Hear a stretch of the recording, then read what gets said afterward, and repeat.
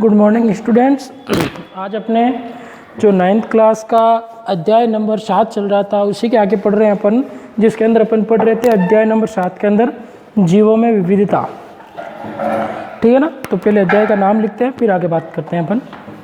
अध्याय नंबर 7 जीवों में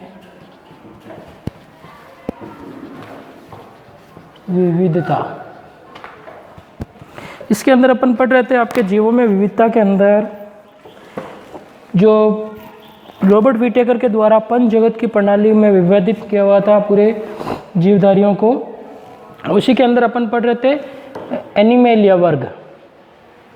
कौन सा चल रहा था अपने? एनिमेलिया वर्ग चल रहा था, जिसके अंदर अपन जंतुओं के बारे में बात कर रहे थे। एनिमेलिया वर्ग 5वां वर्ग था ये, ठीक है ना। इसके अंदर अपन ने लगभग 4 प्रकार के एनिमेलिया वर्ग के एनिमेलिया के अंदर वर्ग पढ़ लिए थे, जिसके अंदर सबसे पहले अपन ने पढ़ा पोरीफेरा वर्ग। अकशेरुकी जंतु पढ़ रहे हैं अपन, है ना। पोरीफेरा के बाद में अपन ने बात की सिलेंट्रेटा वर्ग की, फिर उसके बाद में अपन ने बात की प्लेटीहेल्मिंथीज,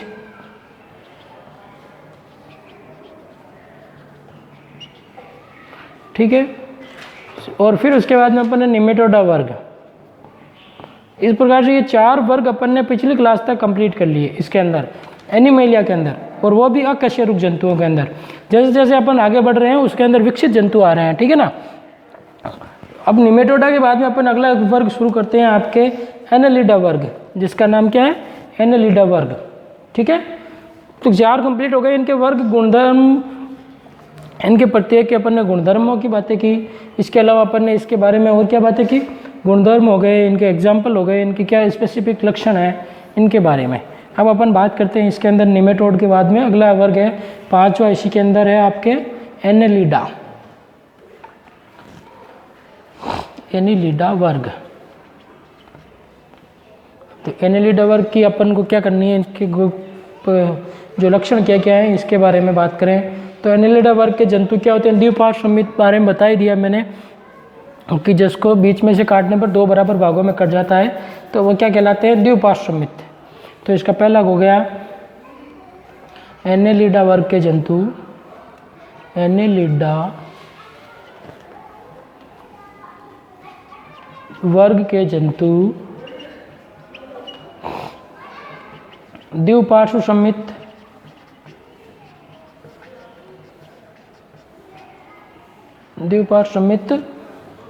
एवं त्रिकोरक की होते हैं, एवं त्रिकोरक होते हैं, ठीक है। इस वर्ग के जंतु क्या होते हैं आपके? द्विपार्श्व सममित और त्रिकोरक होते हैं। आई बात समझ में? और इनके अंदर क्या पाई जाती है? त्रिकोरक का मतलब क्या होता है? कोशिकीय स्तर 3 स्तरों का होता है एवं वास्तविक देह गुहा भी पाई जाती है। क्या पाई जाती है? एवं वास्तविक देह गुहा, देह गुहा भी पाई जाती है। इनके लक्षणों की बातें चल रही है अपने एनेलिडा वर्ग की, ठीक है। इस वर्ग में जंतु कौन चाहते हैं? नेरिस देखा होगा आपने, है ना। अपने यहाँ होता है पानी के अंदर, देखते हैं अपन नेरिस है, केंचुआ है, जोंक है, ये सभी एनेलिडा वर्ग के जंतु हैं। आई बात समझ में? और इसमें वास्तविक अंग शारीरिक संरचना में निहित रहते हैं। इसके अंदर क्या होते हैं? धीरे धीरे अपन पढ़ रहे हैं, जैसे जैसे आगे बढ़ रहे हैं तो जंतु क्या होते हैं? थोड़े विकसित प्रकार के पाए जा रहे हैं, है ना। तो इससे वास्तविक अंग शारीरिक संरचना में निहित होते हैं। जो वास्तविक अंग हैं इनके कार्य करने के लिए वो शारीरिक संरचना के अंदर ही होते हैं, मतलब कि शरीर से जुड़े हुए हैं संरचना के साथ में ही। तो वास्तविक अंग शारीरिक संरचना, वास्तविक अंग शारीरिक संरचना में निहित होते हैं, में निहित रहते हैं। और बात करें अपन इसके गुणधर्मों की तो ये अतः अंगों में व्यापक भिन्नता होती है, मतलब शरीर के सिर से पूंछ तक एक के बाद एक खंडित रूप में उपस्थित होते हैं। ये सबसे इसका इम्पोर्टेंट लक्षण है कि शरीर खंडों में होता है, मतलब खंडों में रूप में पाया जाता है। अंगों में व्यापक विभिन्नता पाई जाती है। अंगों में मतलब बहुत ज़्यादा विभिन्नताएं पाई जाती है, व्यापक भिन्नता पाई जाती है। अंगों में व्यापक भिन्नता पाई जाती है। और बात करें अपन तो इसके अंदर इनके शरीर, ये सबसे इम्पोर्टेंट लक्षण है इसका, इनके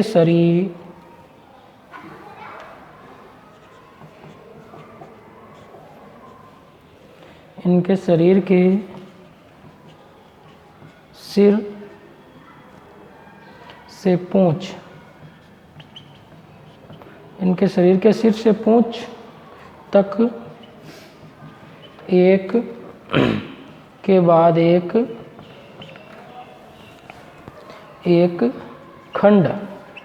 खंडित होती, खंडित रूप में। जैसे आपने देखा होगा नेरिस देखा होगा जल के अंदर, है ना, पानी के अंदर आता है, आपने देखा होगा। जैसे या पत्थरों के अंदर, नमी के अंदर पाया जाता है, जिसके अंदर शरीर में क्या होते हैं इस प्रकार से जैसे खंड पाए जाते हैं। एक बात समझ, ये इस प्रकार के होते हैं जंतु। नेरिस तो देखा होगा आपने, इस प्रकार का होता है। ये इसके थोड़े रोम निकले हुए थे दोनों तरफ, ये इस प्रकार का, है ना, ये नेरिस होता है, ये मुंह होता है इस तरफ, ये पूंछ होती है, तो ये खंड होते हैं उसके अंदर। आई बात समझ में। तो शरीर सिर से पूंछ तक खंडों के रूप में, खंडित रूप में उपस्थित होते हैं।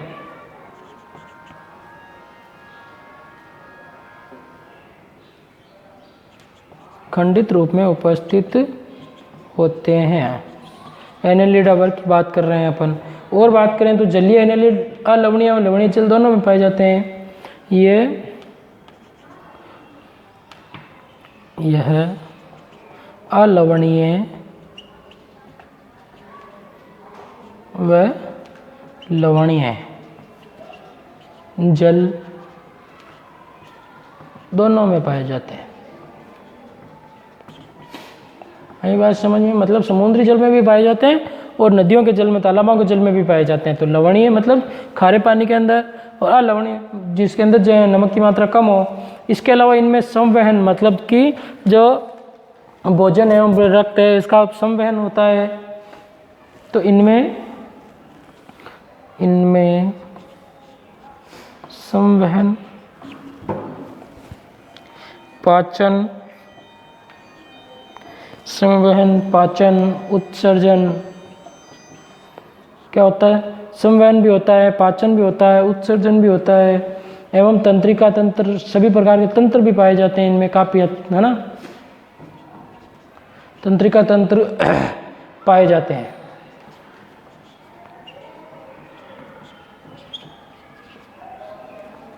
आगे बात समझ में। तो इनमें पाचन तंत्र पाया जाता है, उत्सर्जन पाया जाता है। संवहन का मतलब क्या होते हैं, जो टिश्यू होते हैं वो क्या करते हैं, रक्त का या फिर इनका क्या करते हैं, उत्तकों में संवहन की क्रिया होती है। ये जलीय एवं स्थलीय दोनों होते हैं। ये जंतु क्या होते हैं आपके, जल में भी पाए जाते हैं, जलीय एवं स्थलीय, जलीय एवं स्थलीय दोनों होते हैं, जलीय एवं स्थलीय दोनों होते हैं।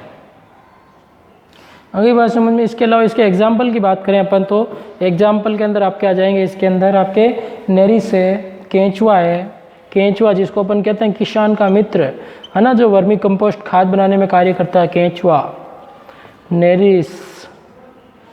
और बात करें अपन तो जोंक, ये सभी क्या होते हैं, आदि। ये जंतु कौन से हैं, एनेलिडा वर्ग है। तो एनेलिडा वर्ग के अपन ने लक्षणों के बारे में बात की। इस वर्ग के जंतु इस द्विपार्श्वमिति मतलब इनको, जैसे केंचुआ है गोल इस प्रकार से होता है, इसके अंदर भी क्या होते हैं, खंड पाए जाते हैं केंचुए के अंदर इस प्रकार से। देखा होगा आपने केंचुआ छोटा सा पतला सा होता है, जैसे गोबर के अंदर भी बारिश के मौसम में देखा होगा आपने, नमी के अंदर पाए जाते हैं। इसको अगर अपन बीच से काटेंगे तो दो बराबर भागों में कट जाएगा। द्विपार्श्वमित, त्रिकोरकीय मतलब कोशिकीय स्तर 3 प्रकार का होता है।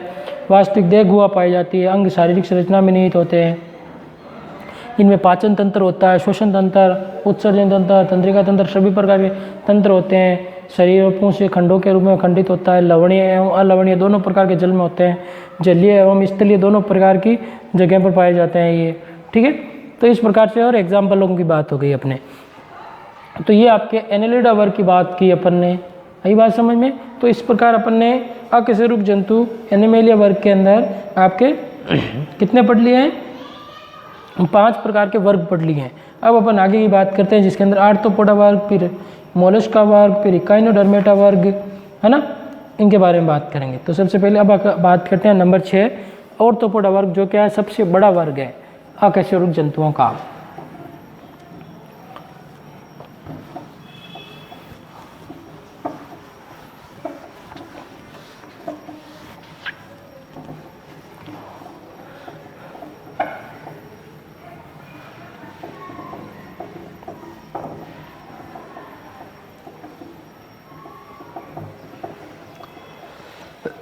अब बात करें अपन आर्थ्रोपोडा वर्ग की, नंबर 6।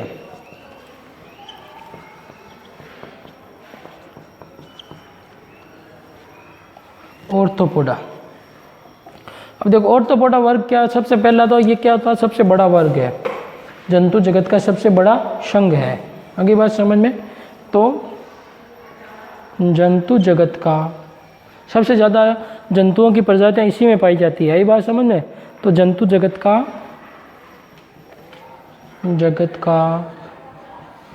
सबसे बड़ा संघ है, सबसे ज़्यादा जंतु इसमें पाए जाते हैं और इनमें द्विपार्श्वमित इनमें भी पाई जाती है। अब ये द्विपार्श्वमित बार बार बताने की जरूरत नहीं, बता दिया 3 बार आपको ना। द्विपार्श्वमित होता है। और बात करें अपन तो द्विपार्श्वमित पाई जाती है। इसके अलावा इनके अंदर और क्या होता है, शरीर खंड युक्त होता है, मतलब इनके अंदर संधित उपांग पाए जाते हैं, शरीर खंडों में पाया जाता है। जैसे अपन अपने घरेलू मक्खी है वो आर्थ्रोपोडा वर्ग में रखी जाती है, उसके अंदर अपन देखते हैं कि मुख जैसे अलग जुड़ा हुआ होता है ना। मच्छर है, मक्खी है, ये सभी इसी वर्ग है। ऊपर पंख इस प्रकार से जुड़े हुए होते हैं कि अलग से जुड़े हुए लगता है। पैर जो हैं वो इस प्रकार से अलग से लगते हैं। अपन मधुमक्खी है, मक्खी है, ये सभी किस वर्ग के हैं आपके? आर्थ्रोपोडा वर्ग के हैं। ये बात में सबसे ज़्यादा वर्ग जंतु इसी में पाए जाते हैं। तो शरीर खंड युक्त होता है, मतलब ऐसे लगता है अपन को कि पैर बाद में जुड़े हुए हैं या मस्तिष्क अलग से जुड़ा हुआ है। अपन देखते हैं शरीर खंड युक्त होता है, खंड युक्त होता है। आज कई बात समझ में, शरीर क्या होता है आपके? खंड युक्त होते हैं और इनमें खुला परिसंचरण तंत्र पाया जाता है। इनमें खुला परिसंचरण तंत्र। परिसंचरण मतलब क्या होता है? जो उनके अंदर रक्त रुधिर है उसका परिसंचरण, एक विभिन्न शरीर के विभिन्न भागों तक पहुंचना, हार्मोन है वगैरह जो भी विभिन्न भागों तक पहुंचना, तो इनमें खुला परिसंचरण तंत्र पाया जाता है। अब ये खुला क्या होता है और बंद क्या होता है तंत्र पाया जाता है। देखो एक 2 प्रकार के परिसंचरण तंत्र पाए जाते हैं, एक तो खुला और एक होता है आपके बंद। तो अपने अंदर कौन सा पाया जाता है? बंद परिसंचरण तंत्र पाया जाता है। एक तो ओपन और एक क्लोज। खुला वगैरह वो होता है जिसके अंदर क्या होता है, रुधिर नलियों में नहीं बहकर खुला बहता है। अपने अंदर रुधिर किसमें बहता है? नलियों के अंदर। शिरा धमनियां नाड़ी तंत्र होता है ना, अपने अंदर नलियों के अंदर बहता है। तो अपने अंदर तो रुधिर पाया जाता है कौन सा? बंद प्रकार का, क्लोज सर्कुलेटरी सिस्टम। और इनके अंदर पाया जाता है खुला, मतलब इनके अंदर रुधिर जो होता है वो क्या होता है आपके बंद नलियों में नहीं बहकर खुला बहता है। तो इसके कारण इनको क्या कहते हैं? इनमें कौन सा परिसंचरण तंत्र पाया जाता है? खुला परिसंचरण तंत्र पाया जाता है। आगे बात समझ में, रुधिर वाहिकाओं में नहीं बहता है। खुले परिसंचरण तंत्र से तात्पर्य यही हुआ कि रुधिर के अंदर वाहिकाएं नहीं होती, नलियाँ नहीं होती, धमनी शिरा वगैरह नहीं होती है, सीधा रुधिर खुला ही बहता है। इसे अपन खुला परिसंचरण तंत्र। इसके अलावा इनमें जुड़े हुए पैर पाए जाते हैं, मतलब संधित उपांग पाए जाते हैं। और देह गुहा रक्त से भरी होती है। क्या होती है? देह गुहा रक्त से भरी होती है। खुला परिसंचरण तंत्र से तो मतलब समझ में आ गया कि रुधिर वाहिकाओं में नहीं बहकर खुला बहता है। इसके अलावा इनमें संधित उपांग लिख सकते हैं अपन, संधित उपांग पाए जाते हैं। संधित उपांग से तात्पर्य है कि जुड़े हुए पैर, हाथ पैर है ना। मक्खी के देखते हैं अपन पैर, अपन को ऐसे लग रहा है ऊपर है, अलग से जुड़े हुए हैं, है ना, इस प्रकार से। तो संधित उपांग पाए जाते हैं। और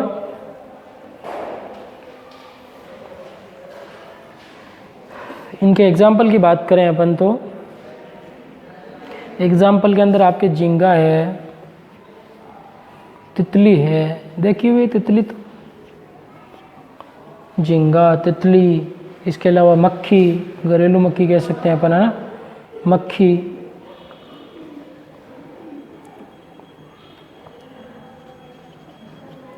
मक्खी हो गई। इसके अलावा बिच्छू हो गया, बिच्छू देखा ही होगा आपने, बिच्छू हो गया। और बात करें अपन तो इसके अलावा केकड़े हो गए, है ना, इत्यादि, जिनके अंदर संधित उपांग पाए जाते हैं। ये सभी इसी वर्ग के जंतु हैं, है ना।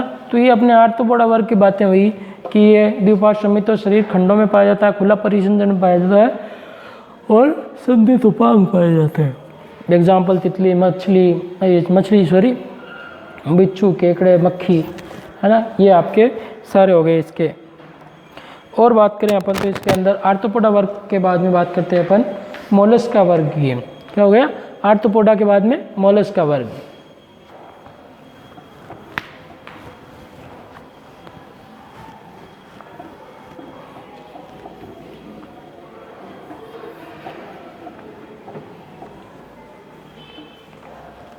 आर्थ्रोपोडा के बाद में आ गया आपके नंबर 7 पे आता है मोलस्का।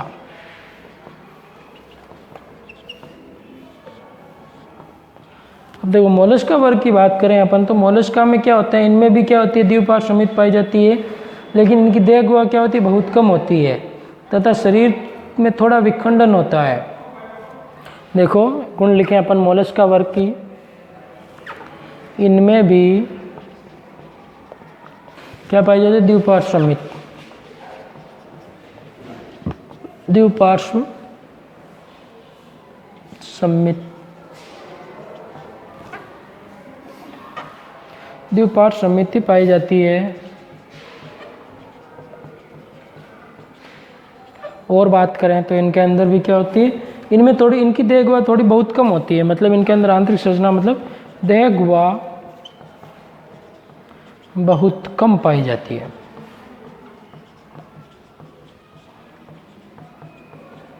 देह गुहा बहुत कम पाई जाती है तथा शरीर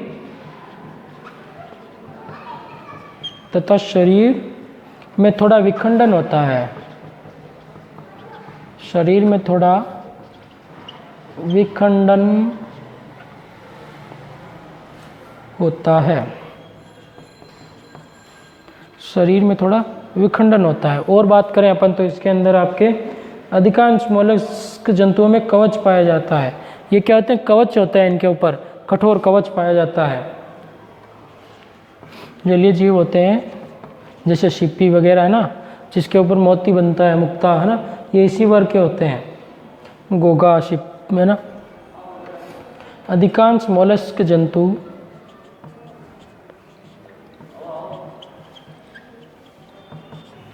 अधिकांश मोलस्क जंतुओं में कवच पाया जाता है, कवच पाया जाता है। और बात करें अपन तो कवच के अलावा इसके गुणों के बारे में, इनमें भी खुला संवहनी तंत्र तथा उत्सर्जन के लिए गुर्दे जैसी संरचना पाई जाती है। इनमें भी क्या पाया जाता है, खुला परिसंचरण तंत्र, इनमें खुला संवहनी तंत्र तथा उत्सर्जन के लिए किडनी पाई जाती है, गुर्दे है ना, उत्सर्जन के लिए क्या होता है, गुर्दे जैसी संरचना पाई जाती है, गुर्दे जैसी संरचना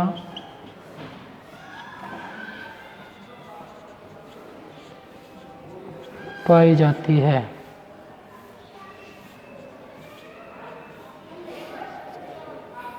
गुर्दे जैसी संरचना पाई जाती है। एग्जाम्पल की बात करें अपन तो इसके अंदर ज़्यादातर जंतुओं में क्या होता है, कवच होते हैं। तो एग्जाम्पल हो जाएगा इसका आपके गोगा है,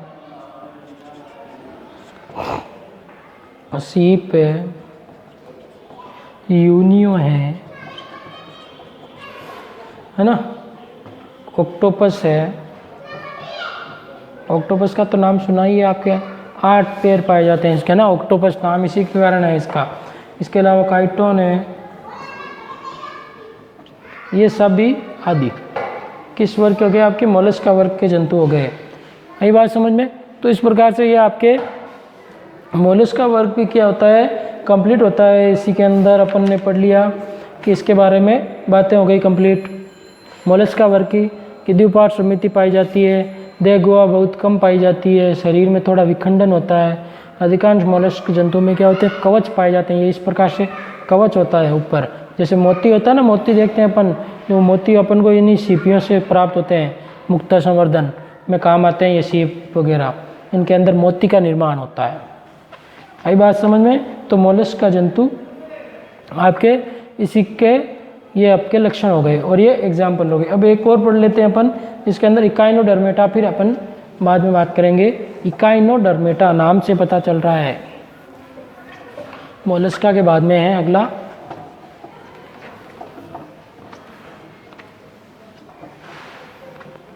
इकाइनोडर्मेटा नंबर 8।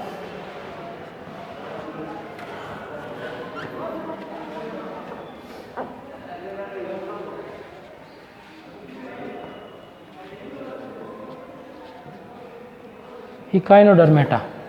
अब देखो इकाइनोडर्मेटा का अर्थ क्या होता है, ये ग्रीक भाषा का शब्द है जिसका अर्थ होता है कि त्वचा के ऊपर जो आपके जहक होते हैं, इन जंतुओं की त्वचा पर कांटों से आच्छादित होती है। मतलब इन जंतुओं में क्या होते हैं, कांटे होते हैं। आई बात समझ में। तो लिखो, इन जंतुओं की त्वचा, इन जंतुओं की त्वचा क्या होती है, आपके कांटेदार होती है। इन जंतुओं की त्वचा कांटों से आच्छादित होती है। जो त्वचा कांटों से आच्छादित, मतलब कांटे पाए जाते हैं इसके, कांटों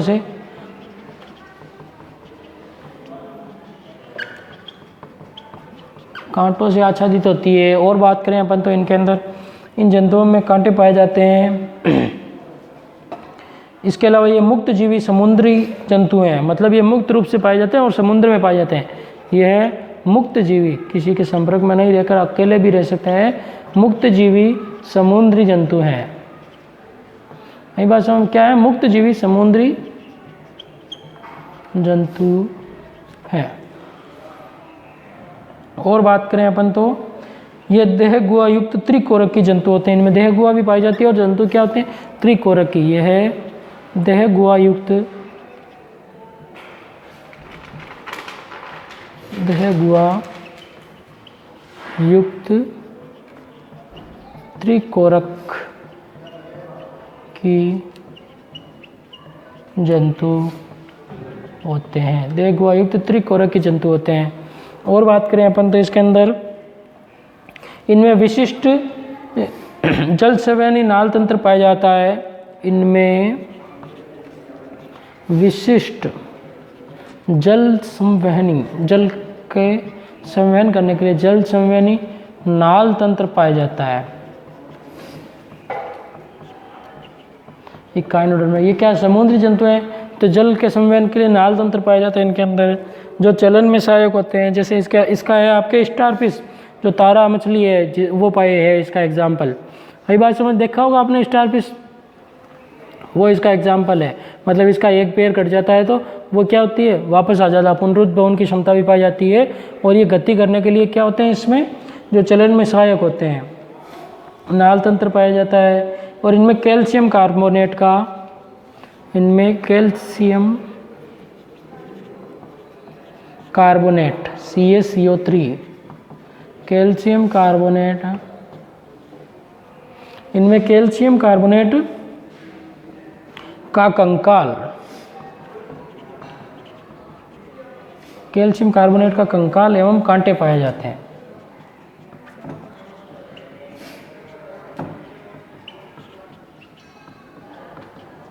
क्या होते हैं, इनमें कैल्शियम कार्बोनेट का कंकाल पाया जाता है, जो क्या होते हैं, कंकाल तंत्र होता है और कैल्शियम कार्बोनेट से बना हुआ होता है। एग्जाम्पल की बात करें अपन इकाइनोडर्मेटा वर्ग के अंदर, तो आपके स्टार फिश कह सकते हैं या फिर तारा मछली, तारे के आकार की होती है तो उसी के नाम पर रख दिया इसका स्टार फिश मछली है, समुद्री अर्चिन है या फिर सी अर्चिन जंतु के नाम है ना। और बात करें अपन तो इसके एग्जाम्पल की समुद्री इसके अलावा होलोथूरिया,